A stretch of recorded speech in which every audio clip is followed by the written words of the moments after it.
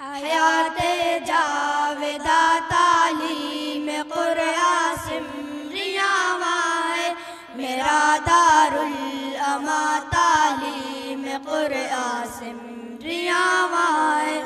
अमीरे कारवां तालीम कुरआन सिमरियाँ है, हमारा पास बा तालीम कुरआन सिमरियाँ। अब्दुल खालिक आ जाए, अब्दुल खालिक आ जाए, अंग्रेजी जुबान में तकरीर पेश करें।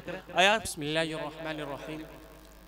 May praise be to Allah, the creator of the world, and peace and blessings be upon his prophet Muhammad sallallahu alaihi wasallam, the head of all messengers, upon his family and all his companions.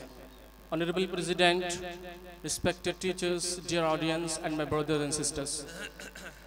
Today, I want to speak some words about the concept of Islamic brotherhood in Islam. Dear friends, the importance of brotherhood in Islam cannot be overlooked. There are many ahadith relating to the facts that Muslims are a single united body. Each part is responsible for the other. According to one such hadith, Muslims are like one body.